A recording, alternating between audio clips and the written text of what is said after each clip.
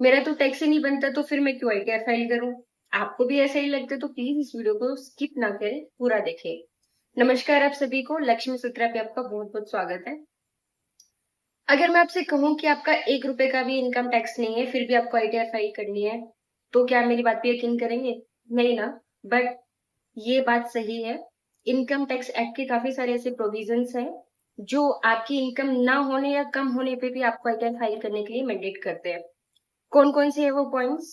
अगर आप इलेक्ट्रिसिटी 1 लाख या उससे ज्यादा पे करते हैं साल में, अगर आप फॉरेन ट्रेवल पे 2 लाख या उससे ज्यादा खर्च करते हैं, सेविंग अकाउंट में आपके 50 लाख या उससे ज्यादा डिपॉजिट होते हैं, आपके करंट अकाउंट में 1 करोड़ या उससे ज्यादा डिपॉजिट होते हैं, आपका टीडीएस 25,000 या उससे ज्यादा अगर डिडक्ट हुआ है पूरे साल में, आप प्रोफेशनल हैं, 10 लाख या उससे ज्यादा अगर आपके अकाउंट में आपका बिजनेस रिसीट है, या प्रोफेशनल रिसीट है, अगर आपका बिजनेस रिसीट है तो 60 लाख रुपए, ये सब अगर आप करते हैं, आपकी इनकम चाहे बेसिक एग्जम्पशन लिमिट से कम हो, फिर भी आपको आईटीआर फाइल करने की जरूरत है।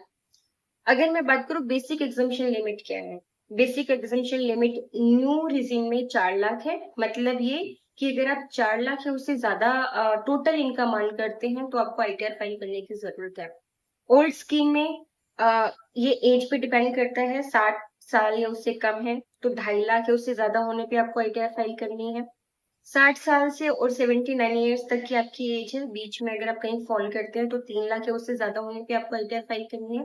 और अगर आप 80 या उससे ज्यादा साल के हैं तो 5 लाख या उससे ज्यादा इनकम होने पे आपको आईटीआर फाइल करने की जरूरत है। अगर मैं ये सारी मैंडेटरी कंडीशन को हटा भी दूं, तो अगर आप मेरे से जानना चाहते हैं फिर हमें क्यों आईटीआर फाइल करनी चाहिए, ये मेरे सजेशंस है।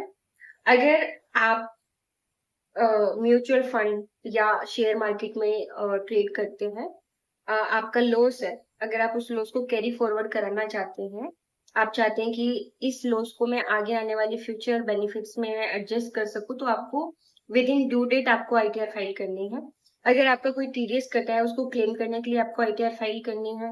अगर आपका वीजा लगना है या आपको लोन लेना है, तो फ्यूचर प्लानिंग के लिए आप आईटीआर फाइल कराना शुरू करें। अगर ये इन्फॉर्मेशन आपको यूजफुल लगी हो, please share with your family and friends, जिसको भी आपको लगता है कि ये इन्फॉर्मेशन उनको यूजफुल रहेगी, तो आप प्लीज शेयर करें। कमेंट सेक्शन में मैंने ये सारी चीजें मेंशन भी कर दी है, डिस्क्रिप्शन सेक्शन में मैंने ये सारी चीजें मेंशन कर दी है, प्लीज आप जाके देख भी सकते हैं। अगर आपका कोई इशू है तो प्लीज कमेंट सेक्शन में अपना इशू राइट डाउन कर सकते हैं। आप पर्सनली भी मेरे को मेल कर सकते हैं, चैनल पे मेरी ईमेल आईडी डली हुई है। तो like, share and subscribe for future videos. Thank you so much for watching.